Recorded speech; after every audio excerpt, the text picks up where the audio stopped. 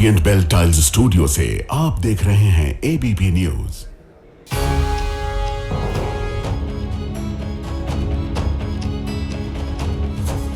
नमस्कार, मैं हूं प्रतिमा मिश्रा। आज दिन की बड़ी खबरों के साथ आइए शुरू करते हैं भारत की बात। शुरुआत उन खबरों से जिन पर विस्तार से करेंगे चर्चा। सिस्टम ने पहले युवराज का मर्डर किया और अब यही सिस्टम कार्रवाई के नाम पर खानापूर्ति कर रहा है। कैसे अधिकारी सवालों से बचते हुए थैंक यू कर यहां वहां भाग रहे हैं, कवर स्टोरी में आज ये खबर आपको दिखाएंगे। यूपी विधानसभा चुनाव 2027 के लिए क्या राहुल और अखिलेश एक साथ मिलकर बीजेपी को हराने उतरेंगे? इस सवाल को आज एक पोस्टर ने जन्म दिया है। इस खबर का विश्लेषण भी आपके लिए होगा। राजस्थान में बीएलओ का वीडियो वायरल हुआ है। वीडियो इस बात की गवाही दे रहा है कि कैसे मुस्लिमों का वोट काटने के लिए दबाव बनाया गया था। ये खबर भी आपके लिए होगी। और हर दिन की तरह रात 8:30 बजे आप मेरे साथ देखेंगे स्पेशल रिपोर्ट, शंकराचार्य असली या नकली। तो आइए शुरुआत करते हैं। और आज भारत की बात की शुरुआत उस खबर से करेंगे जिसे दिखाने में हमें जितना दुख हो रहा है उतना ही हमारे सिस्टम पर शर्म भी आ रही। नोएडा में सॉफ्टवेयर इंजीनियर युवराज की मौत इसलिए हो गई क्योंकि हमारा सिस्टम नाकारा है, उसमें जंग लग चुकी है। अगर ऐसा नहीं होता तो युवराज आज जिंदा होते, अपने परिवार के साथ होते। सोचिए, करीब 2 घंटे तक युवराज तड़पते रहे। युवराज के पिता उनकी बेबसी देखते रहे। आखिर में एक पिता की नजरों के सामने उनके जवान बेटे ने दम तोड़ दिया। ये सब तब हुआ जब मौके पर पुलिस मौजूद थी, फायर ब्रिगेड की टीम मौजूद थी, एसडीआरएफ मौजूद थी, लेकिन कोई युवराज को बचाने नहीं पहुंचा समय से, और पहुंचा भी तो नहीं बचा पाया। इसलिए हम कह रहे हैं यह हादसा नहीं, यह हत्या है। युवराज का मर्डर हुआ है जिसका जिम्मेदार सिर्फ और सिर्फ हमारा सिस्टम है। लेकिन सवाल तो यह है कि क्या युवराज की मौत के बाद हमारा सिस्टम जागा? क्या उसने इस हादसे से कोई भी सबक लिया, या फिर अब भी खानापूर्ति ही इस पूरे मामले को लेकर हो रही है? ये तमाम वो सवाल हैं जिनके जवाब मिलने चाहिए। आगे हम इन सवालों का संपूर्ण विश्लेषण करेंगे। हम आपको बताएंगे कैसे युवराज की जान बच सकती थी अगर हमारा सिस्टम सुस्त नहीं होता। नोएडा अथॉरिटी में बैठे लोग अपनी जिम्मेदारी ईमानदारी से निभाते। लेकिन सबसे पहले देखिए, युवराज की मौत के बाद जब हमने जिम्मेदार अधिकारियों से बात की तो वो कैसे हमारे सवालों से यहां वहां बचकर भागने लगे।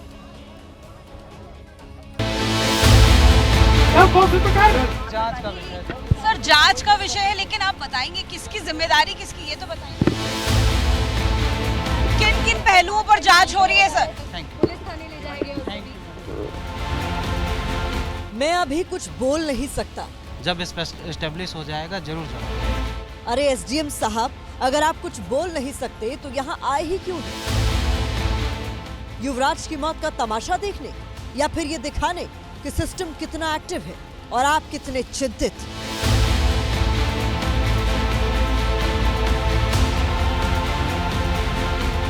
सोचिए, ये देश की राजधानी दिल्ली से चंद किलोमीटर दूर नोएडा का हाल है, जहां गगनचुंबी इमारतें हैं, करोड़ों के फ्लैट हैं, लेकिन यहाँ किसी की जान इसलिए चली जाती है क्योंकि उसे समय पर मदद नहीं मिल पाती। और जब जिले के दूसरे सबसे बड़े अधिकारी से इसे लेकर सवाल किए जाते हैं तो वो थैंक यू करके वहां से निकल जाते हैं।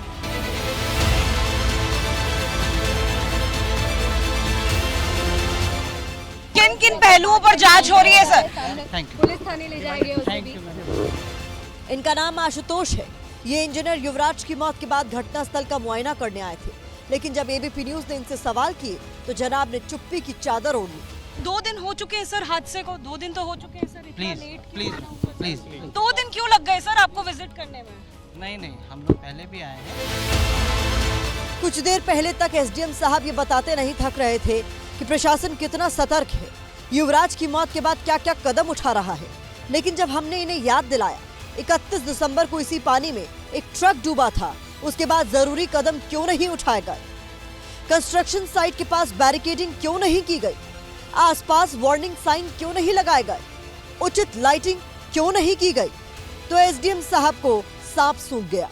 ये 31 दिसंबर को हादसा हुआ, तब ट्रैक्टर डूबा, उसके बावजूद क्यों नहीं लगाया सर?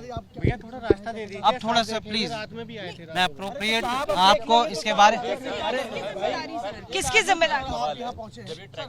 चलिए मैं बात कर लूंगा, मैं जवाब दे दूंगा। ठीक है।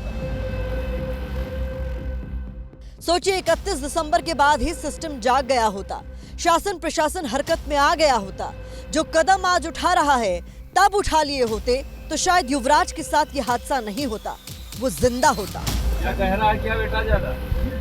लेकिन लापरवाही की कहानी यहीं तक सीमित नहीं है। सामने जो हल्की लाइट नजर आ रही है वो युवराज के मोबाइल के टॉर्च की है, जिसे दिखाकर वो बताना चाह रहा है वो यहाँ है, उसे बचा लो। इधर से युवराज के पिता अपने बेटे को ढांढस बंधा रहे हैं। बेटा रुक जाओ, एक गाड़ी और मैंने मंगाई है, शांत रहना, उसी जगह पे रहना, ठीक है? लेकिन रेस्क्यू टीम इसके आगे ही नहीं जा पाई।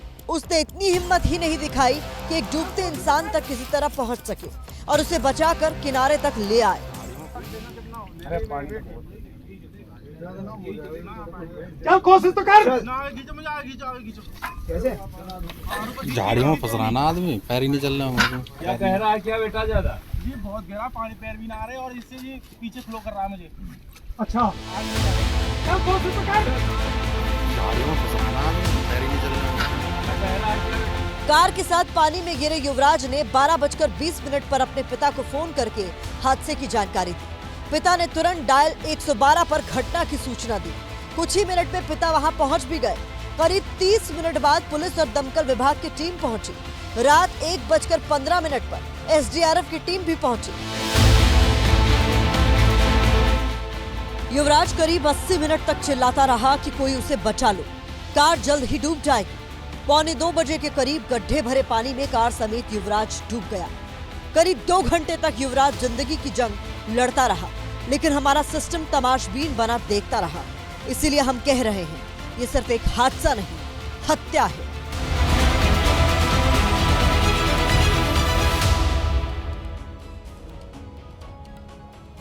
देश भर में युवराज की मौत को लेकर गुस्सा है। लोग सिस्टम पर सवाल उठा रहे हैं, जिसके नकारेपन और लापरवाही के चलते एक घर का चिराग हमेशा हमेशा के लिए बुझ गया। हमारे सिस्टम के नकारेपन का अंदाजा आप इससे भी लगा सकते हैं कि युवराज की पानी में जो डूबी हुई कार थी उसे निकालने में इस सिस्टम को 90 घंटे लग गए।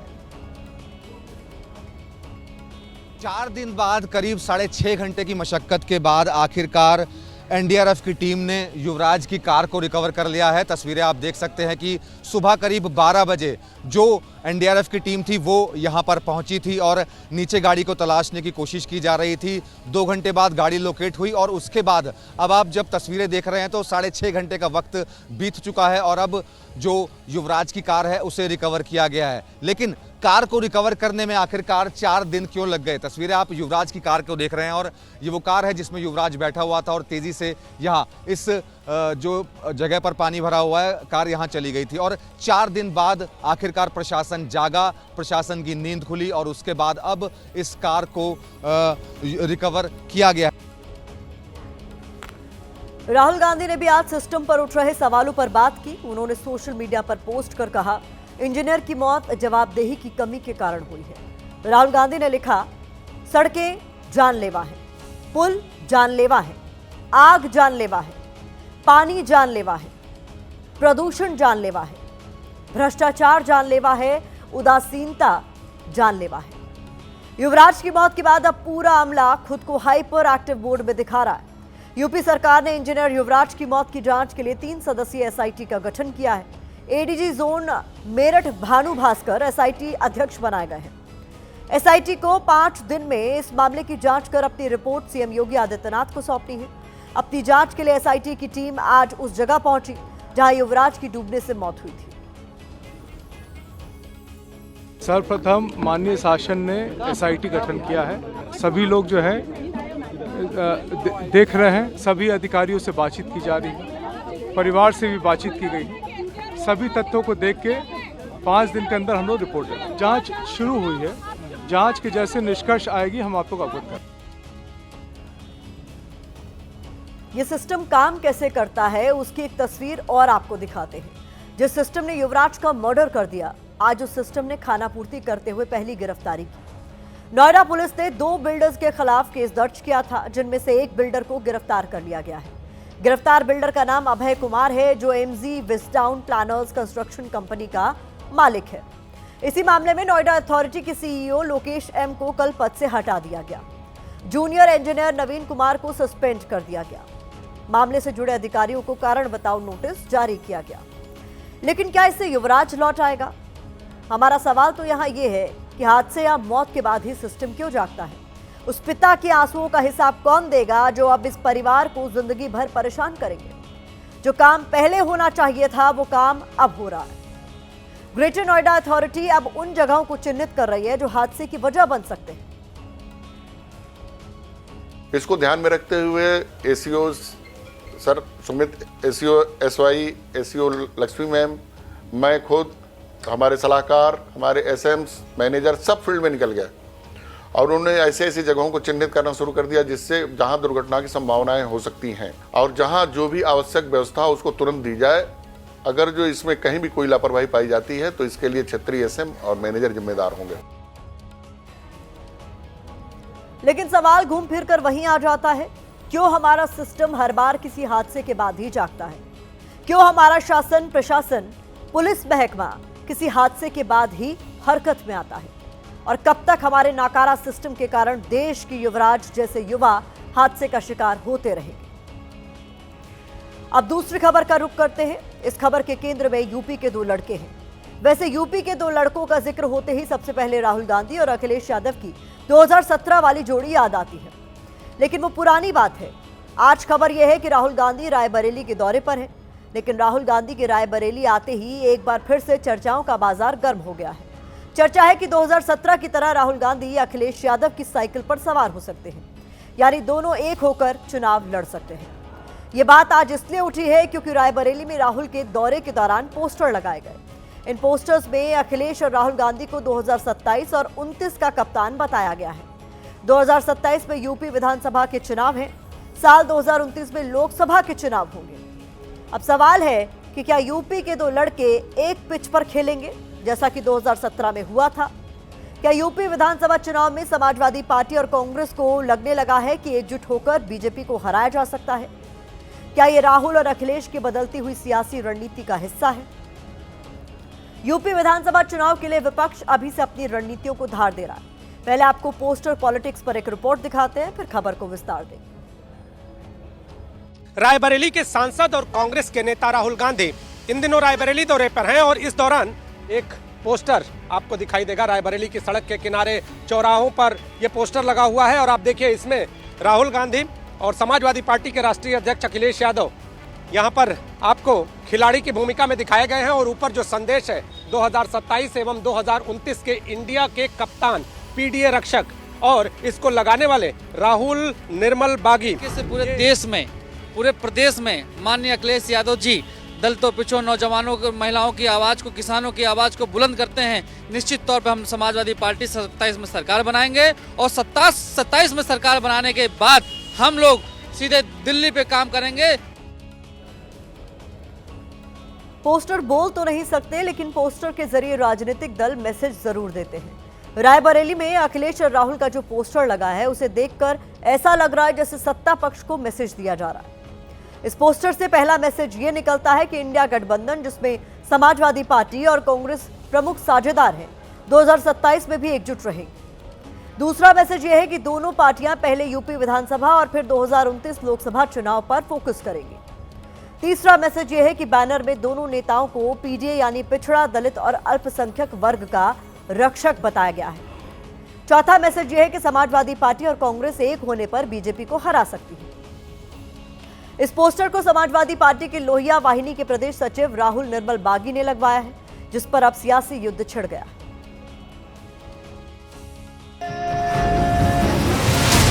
बबीना से यशपाल जी, झांसी से राहुल राय जी।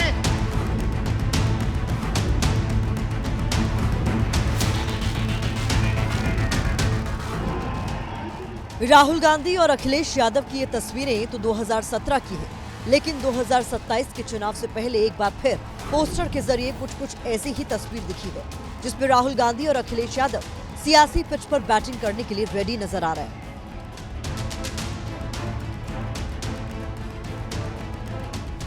जो है पीडीए की हक और हुकूक की अधिकारों की लड़ाई को अगर सदन में कोई आवाज बुलंद कर रहा है तो अखिलेश जी हैं और राहुल जी हैं।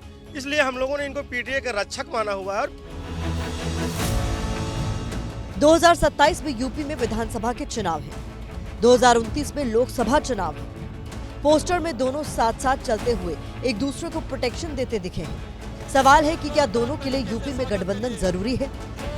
साल 2017 में अखिलेश और राहुल गांधी ने यूपी में हाथ मिलाया था, लेकिन इसका कोई फायदा नहीं हुआ था। उस वक्त कांग्रेस 114 सीटों पर चुनाव लड़ी थी, लेकिन सिर्फ 7 पर ही जीत दर्ज कर पाई थी।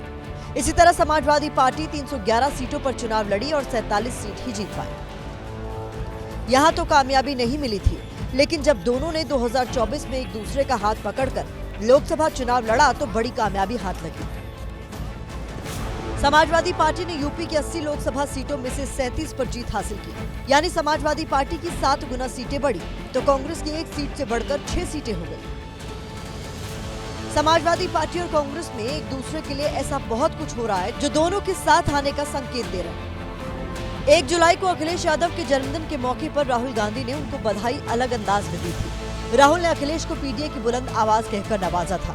इसी तरह 21 जुलाई को कांग्रेस के राष्ट्रीय अध्यक्ष मल्लिकार्जुन खड़गे के जन्मदिन के मौके पर अखिलेश यादव ने उन्हें गले लगाकर मुबारकबाद दी थी। मौका भले ही जन्मदिन का रहा हो, लेकिन हाल ही के दशकों में ये पहला मौका था जब देश की 2 बड़ी पार्टी के राष्ट्रीय अध्यक्ष एक दूसरे के गले लगे। हालांकि बीजेपी अब भी इस पर चुटकी ले रही है, कह रही है 27 और 29 में इंडिया गठबंधन कोई कमाल नहीं कर पाएगा। भारतीय जनता पार्टी एक कैडर बेस्ड पार्टी है। 24/7 काम करने वाले नेता और कार्यकर्ता हम जनता के बीच रहते। कांग्रेस का तो अस्तित्व 35-40 साल से नजर नहीं आ रहा, और सपा ने भी जो सीटें लोकसभा में पा ली, मुझे लगता है कि उन कमियों को दूर करते हुए भारतीय जनता पार्टी 27-29 में फिर से कमल खिलेगा। कि 2027 के चुनाव को लेकर करके हम सब लोग मिलकर करके इस चुनावी जंग को जीतना चाहते हैं। पूरा समाजवादी परिवार एकजुट है और एकजुट होकर के चुनाव को लड़ेगा और सरकार बनाने का काम करेगा।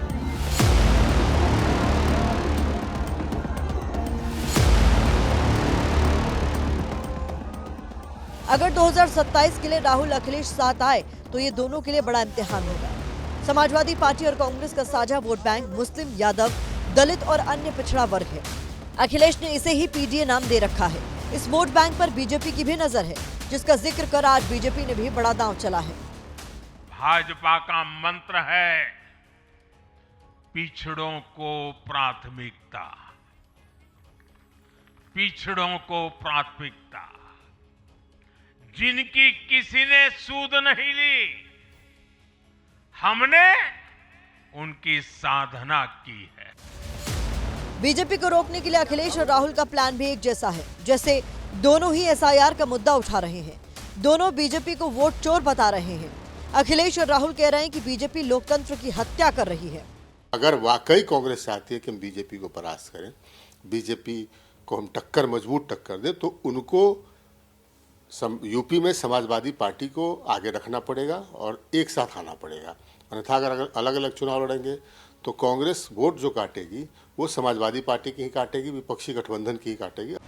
राहुल और अखिलेश बीजेपी को घेरने के लिए एक जैसी पिच पर खेल रहे हैं, जिसके लिए दोनों के दांव भी एक जैसे दिख रहे हैं और अंदाज भी। एक तस्वीर रायबरेली से आई तो एक तस्वीर आज लखनऊ से भी आई, जहां आज समाजवादी पार्टी के अध्यक्ष अखिलेश यादव ने अपनी चुनावी तैयारियों को परखा। अखिलेश यादव ने आज लखनऊ में अपनी पार्टी के 37 सांसदों के साथ बैठक की। इस बैठक का एजेंडा 2027 का विधानसभा चुनाव था। बैठक में अखिलेश ने संसदीय क्षेत्रों की विधानसभा सीटों की रिपोर्ट ली। सांसदों से पूछा कि पार्टी का प्रदर्शन कैसे बेहतर हो सकता है। इस बैठक में एसआईआर पर भी चर्चा हुई। बैठक के बाद अखिलेश ने एक्स पोस्ट करते हुए लिखा, 37 जिताएंगे 27, हम मिलकर पीडीए सरकार बनवाएंगे, पीडीए का परचम पूरे देश में लहराएंगे। अखिलेश यादव ने आज अपने 37 सांसदों को जीत का मंत्र दिया है और इसी मंत्र के जरिए अब 2027 के विधानसभा चुनाव को जीतने की तैयारी है।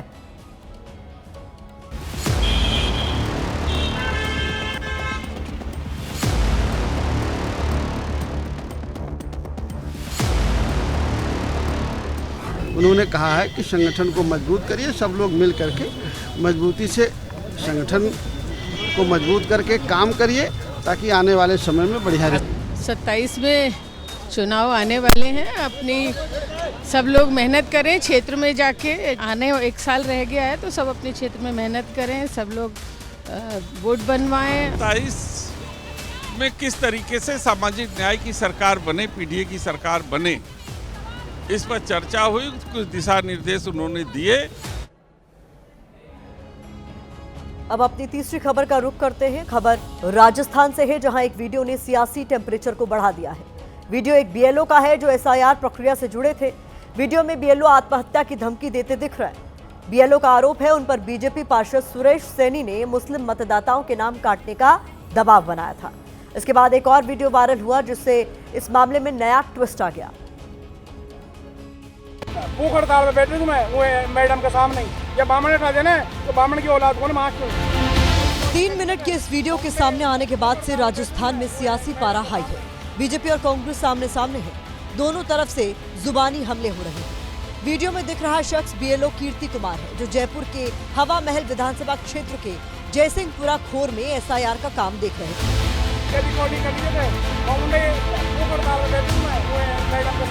एसआईआर का काम तो पूरा हो गया, लेकिन इस बीच कीर्ति कुमार का जो वीडियो सामने आया, उसने पहले से विपक्ष के निशाने पर रही एसआईआर की प्रक्रिया पर सवाल खड़े करने का मौका दे दिया। बताया जा रहा है बीएलओ कीर्ति कुमार फोन पर जिससे बात कर रहे हैं वो वार्ड नंबर 13 के बीजेपी पार्षद सुरेश सैनी है। बीएलओ कीर्ति कुमार का आरोप है सुरेश सैनी उनके बूथ से तकरीबन 450 मुस्लिम वोटरों के नाम काटने का दबाव बना रहे थे। एबीपी न्यूज ने जब इसे लेकर कीर्ति कुमार से बात करनी चाहिए तो उन्होंने कैमरे पर कुछ भी बोलने से इनकार कर दिया। लेकिन इस वीडियो के वायरल होते ही राजस्थान का सियासी पारा चढ़ गया। वीडियो ने जहां कांग्रेस को एक बार फिर एसआईआर पर सवाल खड़ा करने का मौका दे दिया, वहीं बीजेपी जांच की बात कहे पल्ला झाड़ रही है। आरओ दबाव में, रिटर्निंग ऑफिसर दबाव में, निर्वाचन अधिकारी दबाव में, और बीएलओ के तो आपने बयान सुन ही लिए, कितने दबाव में, कितने लोगों ने आत्महत्याएं करी। क्या जरूरत थी इतना ताबड़तोड़ और इतना जोर शोर से करने की? इतनी तारीख तक चाहिए ही चाहिए, लोग सुसाइड कर रहे हैं। मैंने इस तरह का कोई वीडियो देखा नहीं है, और अगर होगा तो उसकी जांच करवा के निश्चित रूप से अगर उसकी बात होगी तो वाजिब होगी तो कार्रवाई कराएंगे।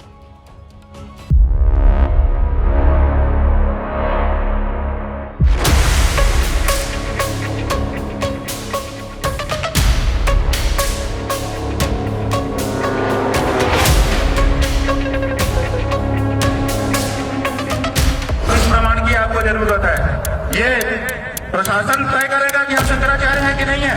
उत्तर प्रदेश का मुख्यमंत्री तय करेगा कि भारत का राष्ट्रपति तय करेगा। भारत के राष्ट्रपति को भी अधिकार नहीं है कि वो तय करे कि कौन शंकराचार्य है। शंकराचार्य का निर्णय शंकराचार्य करते हैं, शंकराचार्य का निर्णय शंकराचार्य करते हैं, शंकराचार्य का निर्णय शंकराचार्य करते हैं।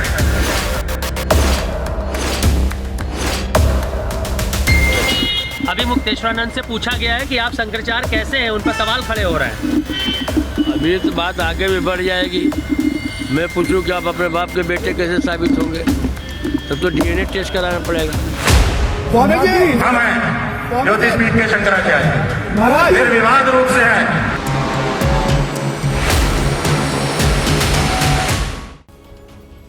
हैरान हो गए ना आप? सिर्फ आप ही नहीं बल्कि शंकराचार्य को लेकर शुरू हुए इस नए विवाद को लेकर पूरा देश हैरान है। आपकी स्क्रीन पर मौजूद ये तस्वीर देश की उत्तर दिशा में मौजूद ज्योतिर्मठ के पीठाधीश स्वामी अविमुक्तेश्वरानंद सरस्वती की है, जो ज्योतिष पीठ के शंकराचार्य हैं। लेकिन कल रात उत्तर प्रदेश की प्रयागराज पुलिस ने एक नोटिस जारी किया है। इस नोटिस के मुताबिक अविमुक्तेश्वरानंद को 24 घंटे के भीतर ये साबित करना है कि वो शंकराचार्य हैं या नहीं। इस नोटिस के लिए साल 2022 में अदालत के एक आदेश को आधार बनाया गया है। लेकिन शंकराचार्य ने भी हुंकार भरते हुए कहा है कि हिंदुस्तान की कोई ताकत हो या बड़े से बड़ा संवैधानिक पद, किसी को शंकराचार्य तय करने का अधिकार नहीं है। वो ही निर्विवाद रूप से शंकराचार्य है। शंकराचार्य हिंदू धर्म में सबसे बड़ा पद माना जाता है, लेकिन जो पद हिंदू धर्म में सर्वोच्च है, आज उसके ही असली और नकली होने पर बहस छिड़ गई है। और बहस की जड़ में है मौनी अमावस्या के दिन यूपी पुलिस और अविमुक्तेश्वरानंद के बीच हुआ विवाद। तो चलिए भारत की बात में आज इस सवाल का जवाब तलाशते हैं कि अविमुक्तेश्वरानंद असली शंकराचार्य हैं या नहीं।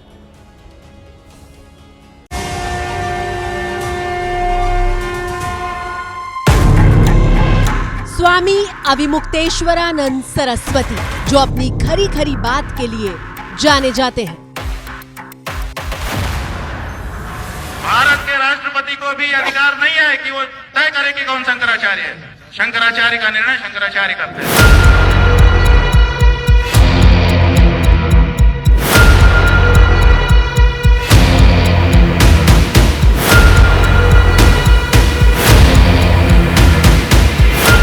उनसे उनकी प्रामाणिकता साबित करने को कहा जा रहा है। देर सबेर हर हिंदू ये समझेगा, जैसे पलकों पर बैठाया था ना, वैसे उतार करके नीचे गिरा देगा। अविमुक्तेश्वरानंद सरस्वती देश जिनके क्रोध का गवाह कई बार बन चुका है।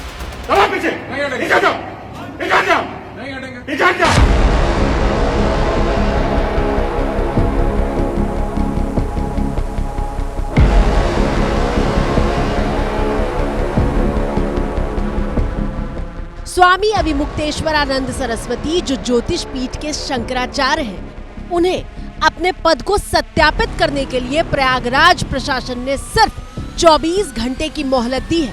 आपकी स्क्रीन पर मौजूद ये वही नोटिस है जो प्रयागराज मेला प्राधिकरण ने स्वामी अविमुक्तेश्वरानंद के नाम से जारी किया है। ये नोटिस कानून गो यानी राजस्व विभाग का एक अधिकारी रात 12 बजे उनके शिविर लेकर पहुंचा था। वहाँ क्या बातचीत हुई, जरा सुनिए। क्या नाम है आपका? अनिल सर। कहाँ कार्यरत हैं? सेक्टर कार्यालय में। हैं? सेक्टर कार्यालय में। किस पोस्ट पे हैं आप? कानून गो के पद पर। अच्छा, कानून गो है, मेला प्राधिकरण से आए हैं। अभी भी इनको चेयर दो, कानून गो है। इस समय कितना और अपना फोन से दिखाइए आप। बैठिए, कानून गो में भैया बैठना देंगे। आप अपना फोन से समय बता दीजिए। 12:18 रात्रि के 12:18। तो इस समय हमारे पास तो कोई पदाधिकारी हमारे तो है नहीं जो इस लेटर को आपके रिसीव कर सकते हैं। तो आपसे हम ये निवेदन कर सकते हैं कि आप प्रातः जो ऑफिस का समय रहता है उस पर आइए और आप इसको रिसीव कराइए। सक्षम अधिकारी रिसीव भी करेंगे। हाँ, क्योंकि इस समय तो रात को इस समय तो कोई हमारा रहते नहीं है। से आपत्ति आ गई रात को 12। कोई बात नहीं, मामले की नजाकत समझ रहे हैं आप। रात 12 बजे के बाद मेला प्रशासन की तरफ से कानून को ये नोटिस लेकर पहुंचे थे। इस नोटिस में 2022 के कोर्ट के आदेश को आधार बताते हुए लिखा है, जब तक माननीय उच्चतम न्यायालय द्वारा प्रश्नगत अपील निस्तारित नहीं कर दी जाती, तब तक कोई भी धर्माचार्य ज्योतिष पीठ के शंकराचार्य के रूप में पट्टाभिषेक नहीं हो सकता। नोटिस में लिखा है कि बावजूद इसके प्रयागराज में लगाए गए शिविर में आपने स्वयं को शंकराचार्य घोषित किया है और ऐसा करके आप उच्चतम न्यायालय के आदेश की अवहेलना करते दिख रहे हैं। कानून को बैंक का जो अधिकारी है वो एक नोटिस लेकर के प्रशासन की तरफ से बाग मेला प्राधिकरण की ओर से आया और इतनी अर्जेंसी की रात को 12 बजे के बाद आया और कहता है कि इसी समय रिसीव कर दीजिए और वीडियो बनाओ कह करके उसने हमारे शिविर की दीवार में जो पोस्टर लगे थे उन्हीं में वो नोटिस चस्पा कर दी।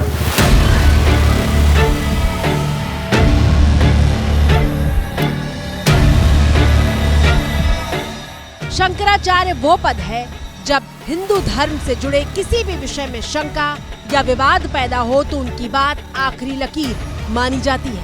जब तक ये मेला है तब तक मेला का प्रशासन है, हम हैं यहाँ पर बैठे हैं। हिंदू धर्म के सर्वोच्च गुरु हैं शंकराचार्य, लेकिन जो पद हिंदू धर्म में सबसे बड़ा है उसकी प्रामाणिकता पर ही प्रश्न चिन्ह लगा दिया गया है।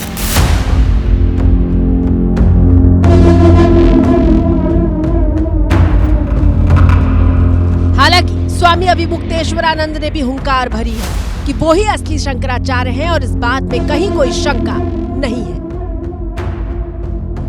दो शंकराचार्यों का प्रत्यक्ष लिखित व्यवहारिक समर्थन और तीसरे पीठ के शंकराचार्य की मौन स्वीकृति हमारे साथ है। और कौन शंकराचार्य है ज्योतिष पीठ का, बताइए। अविमुक्तेश्वरानंद सरस्वती ने साफ कहा कि अगर कोई सवाल उठा रहा है तो उसके मन में चोर है। प्रयागराज पुलिस की तरफ से अचानक ये नोटिस क्यों जारी किया गया और जो कानूनी हवाला दिया गया उसकी कहानी क्या है ये हम आपको बताएंगे, लेकिन जरा पहले वो समझ लेते हैं जिसकी वजह से प्रयागराज प्रशासन वर्सेस स्वामी अविमुक्तेश्वरानंद सरस्वती का ये पूरा एपिसोड शुरू हुआ है।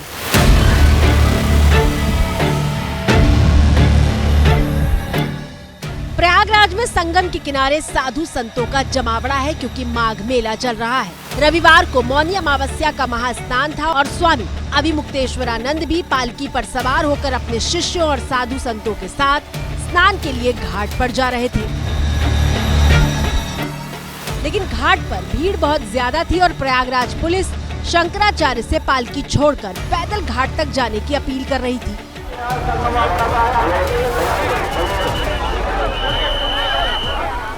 पर शंकराचार्य ने परंपरा का हवाला देते हुए पालकी छोड़ने से मना कर दिया था।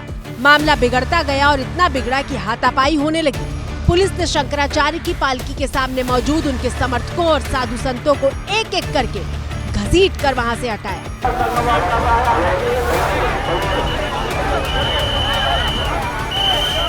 पहले हमको रोका गया और रोकने के बाद हमारे एक एक व्यक्ति को पकड़ पकड़ करके घसीट घसीट करके हमारी आंखों के सामने ले गए। ये 94 साल का बुजुर्ग, इस बुजुर्ग को गिरा दिया गया और गिरा करके इसके पूरे शरीर पर जूते से मारा गया। शायद रावण भी इनके ऊपर दया कर देता। और ये शंकराचार्य जी को जब सारे समर्थक हटा दिए गए उसके बाद शंकराचार्य की पालकी को संगम किनारे से करीब 1 किलोमीटर दूर तक ठेल कर ले जाया गया जा रहा है। शंकराचार्य जी का कहना है कि उन्हें अज्ञात लोग ले जा रहे हैं और उनका अपहरण किया जा रहा है। उन्होंने ये आरोप लगाया है। शंकराचार्य स्वामी अभिमुक्तेश्वरानंद सरस्वती ने आरोप लगाया है कि उन्हें मारने की साजिश के तहत प्रयागराज की पुलिस ने ये बर्ताव किया था। इतनी देर में हमने जो कुछ इस पालकी पे बैठ करके देखा उससे बहुत स्पष्ट है हमारी आंखों में कि कल हमारा अंतिम दिन कर देने की इनकी इच्छा थी। जबकि पुलिस के मुताबिक शंकराचार्य को उनके वाहन के साथ घाट पर जाने की इजाजत नहीं दी गई थी, लेकिन वो जिद पर अड़े थे और करोड़ों लोगों की जान को जोखिम में नहीं डाला जा सकता था, इसलिए पालकी को साथ ले जाने से रोका गया। स्वामी जी ने 200 लोगों के साथ आकर के पहले बैरियर तोड़ा और फिर यहाँ आकर के जो इनका पालकी और रथ है उसको लेकर के संगम पे जाने की उस समय जिद करने लगे, जिस समय संगम पे बहुत अधिक भीड़ थी। इसी अव्यवस्था की वजह से जो है फिर हम लोगों ने इनको बताया कि भाई आप रथ और पालकी के साथ नहीं जा सकते, बल्कि आप जो है अपने साथियों के साथ चले जाएं, स्नान कर लें। लेकिन बार बार रिक्वेस्ट और निवेदन करने के बाद भी ये माने नहीं। हालांकि शंकराचार्य यहीं पर नहीं रुके, उन्होंने पूरे विवाद के लिए सीएम योगी को जिम्मेदार ठहरा दिया और आरोप लगाया कि बदले की नीयत से उनके खिलाफ ये सब कुछ किया जा रहा है। ये जानबूझ करके इनको ऊपर से आदेश होगा, इनका ऊपर से आदेश होगा कि इनको परेशान करो। भाई ये आदित्यनाथ योगी के इशारे पर हो रहा होगा, क्योंकि वही हमसे खार खाए हैं। हमने कुंभ में जब भगदड़ मची थी उसके बाद के लिए उनको जिम्मेदार ठहराया था, तो अब वो बदला निकालने के लिए अधिकारियों को कह रहे होंगे या उनको खुश करने के लिए अधिकारी हमारा अपमान करना चाहते होंगे। इससे क्या होता है, हम तो मान अपमान से ऊपर हैं, हमारा न मान है न अपमान है।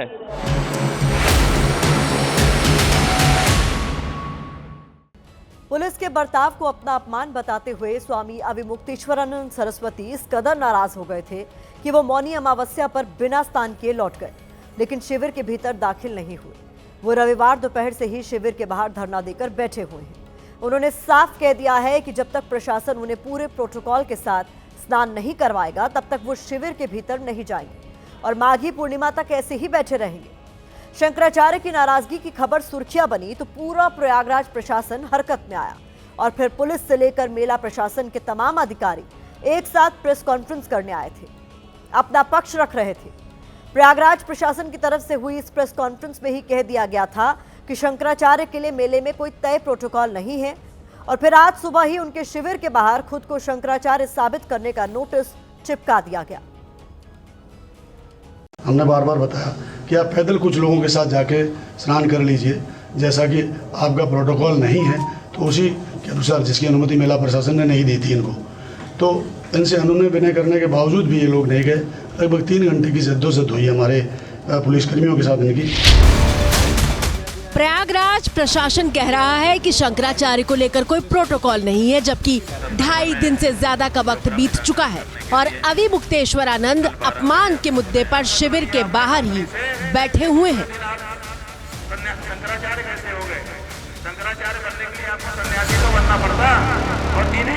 जो सरकार के साथ है, जो सरकार की जय जयकार कर रहा है, उसको पूरी तरीके से योगी जी उसको संरक्षण दे रहे हैं। जो सरकार के खिलाफ या जो इनकी असलियत को बता रहा है, उन संत महात्माओं का अपमान कर रहे हैं और इतने बड़े हमारे पूजनीय शंकराचार्य जी का अपमान किया। और उनको शंकराचार्य आप बताएंगे, ये सरकार बताएगी, ये मेलाधिकारी पूछेगा कि आप शंकराचार्य हैं कि नहीं है। ये हमारे सनातनियों का अपमान है, देश के करोड़ों हिंदू का अपमान है। लेकिन अब कहानी मान सम्मान से भी आगे बढ़ गई है। सवाल पूछा जा रहा है कि अभिमुक्तेश्वरानंद असली शंकराचार्य हैं या नहीं। सनातन धर्म का कोई मुखिया है अगर हिंदू धर्म का, तो शंकराचार्य है। अब कोई बाबू बैठ के, कोई क्लर्क बैठ के, कोई अधिकारी बैठ के ये तय करेगा कि शंकराचार्य कौन है। फिर कहूँगा अहंकार में न डूबे भाजपा, हिंदू धर्म का मुखिया कौन होगा ये तय करने की जरूरत न करे। तो चलिए पहले उस कानूनी मामले को समझते हैं जिसका हवाला देकर प्रयागराज मेला प्रशासन ने अभिमुक्तेश्वरानंद को 24 घंटे के भीतर ये बताने को कहा है कि वो खुद को कैसे शंकराचार्य लिख रहे हैं। विवाद की जड़ में है 37 साल पुरानी वो घटना जहां से सनातन की सबसे बड़ी कुर्सी पर वर्चस्व की जंग की शुरुआत हुई थी। साल था 1989 का। 8 अप्रैल 1989 ज्योतिष पीठ के वरिष्ठ संत बोधश्रम के निधन के बाद स्वरूपानंद सरस्वती ने खुद को उनका उत्तराधिकारी घोषित कर दिया।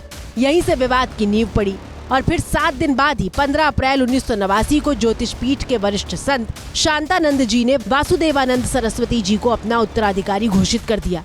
अब एक ही पीठ के 2 शंकराचार्य हो गए।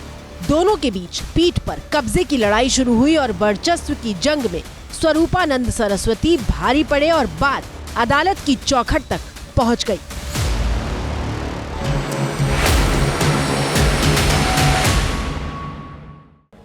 अब हुआ ये कि 2017 में इलाहाबाद हाईकोर्ट ने स्वरूपानंद सरस्वती और वासुदेवानंद सरस्वती दोनों को ही शंकराचार्य मानने से इनकार कर दिया था। कोर्ट ने कहा था कि कोई भी योग्य उत्तराधिकारी नहीं है। मामले में सुप्रीम कोर्ट के अंतिम फैसले का इंतजार किया जाएगा। ये विवाद चल ही रहा था कि सितंबर 2022 में संत स्वरूपानंद सरस्वती का निधन हो गया। उसके बाद अभिमुक्तेश्वरानंद उनके उत्तराधिकारी घोषित हुए। अभिमुक्तेश्वरानंद स्वरूपानंद स्वामी के शिष्य थे और अक्सर उनके साथ कई मौकों पर मौजूद नजर आते थे। इसके बाद ही सितंबर 2022 में यह खबर भी आई कि अभिमुक्तेश्वरानंद सरस्वती को बाकी पीठों ने शंकराचार्य के तौर पर मान्यता भी दे दी है। ज्योतिष पीठ के नए शंकराचार्य स्वामी अभिमुक्तेश्वरानंद सरस्वती और द्वारका पीठ के नए शंकराचार्य स्वामी सदानंद सरस्वती का अभिषेक किया गया। श्रृंगेरी पीठ के शंकराचार्य श्री भारती तीर्थ महास्वामी ने वैदिक मंत्रोच्चारण के साथ दोनों नए शंकराचार्यों का अभिषेक किया है और नए उन्हें रजत कमंडल भी भेंट किए हैं। 2 शंकराचार्यों का प्रत्यक्ष लिखित व्यवहारिक समर्थन और तीसरे पीठ के शंकराचार्य की मौन स्वीकृति हमारे साथ है। और कौन शंकराचार्य है ज्योतिष पीठ का, बताइए। स्वामी अभिमुक्तेश्वरानंद सरस्वती पुरी से लेकर द्वारका पीठ तक का नाम ले रहे हैं क्योंकि देश में चारों मठ 8वीं शताब्दी में स्थापित किए गए थे। ये चारों मठ आज भी चारों शंकराचार्य के नेतृत्व में सनातन की परंपरा के प्रचार और प्रसार का काम कर रहे हैं। देश के उत्तर में ज्योतिर्मठ है जो जोशी मठ में स्थित है। पूर्वी मठ पुरी में है जिसे गोवर्धन मठ के नाम से जाना जाता है। दक्षिण में श्रृंगेरी शारदा पीठ है और पश्चिम में द्वारका पीठ है जो द्वारका में मौजूद है।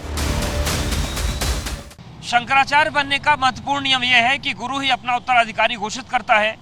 गुरु ही यह तय करता है कि उनके बाद अगला शंकराचार्य कौन होगा।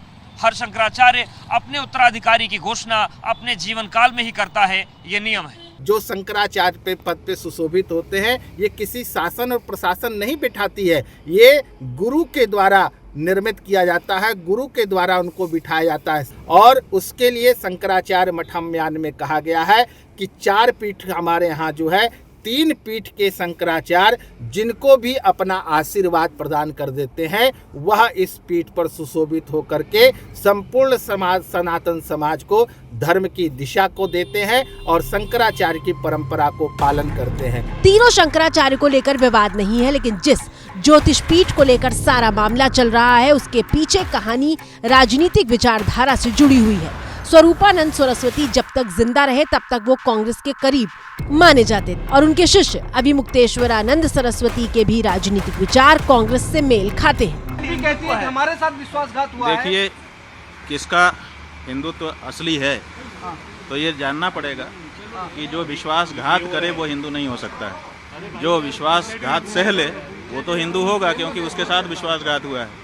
तो जिन लोगों ने विश्वासघात किया वो कैसे हिंदू हो सकते हैं? भाई, हम कह रहे हैं कि उद्धव ठाकरे जी के साथ विश्वासघात हुआ है। और ऐसे में जब से अभिमुक्तेश्वरानंद का ताजा विवाद शुरू हुआ है तब से कांग्रेस ने भी मोर्चा खोल रखा है। आधी रात को 12 बजे एक नोटिस आ गया उत्तर प्रदेश सरकार से। उस नोटिस में यह कहा जाता है कि साहब, हम तो आपको शंकराचार्य नहीं मानते। ये घमंड की पराकाष्ठा, ये इसको कहते हैं विनाश काले विपरीत बुद्धि। ये निर्लज्ज भाजपाई अब तक तो मुसलमानों को कहते थे कागज दिखाओ, अब हिंदुओं के जो संत शिरोमणि हैं उनसे कहते हैं कागज दिखाओ। यहाँ आपको एक तथ्य और बता दें कि श्रृंगेरी पीठ के शंकराचार्य ने स्वामी स्वरूपानंद सरस्वती के उत्तराधिकारी के रूप में अभिमुक्तेश्वरानंद का अभिषेक किया था, लेकिन जिस ज्योतिष पीठ में अभिमुक्तेश्वरानंद शंकराचार्य हैं वहां अभिषेक नहीं हुआ है, इसीलिए विवाद को और ज्यादा हवा मिल रही है। इसी के साथ भारत की बात में मुझे दीजिए इजाजत। कल रात 8 बजे आप सभी से फिर होगी मुलाकात।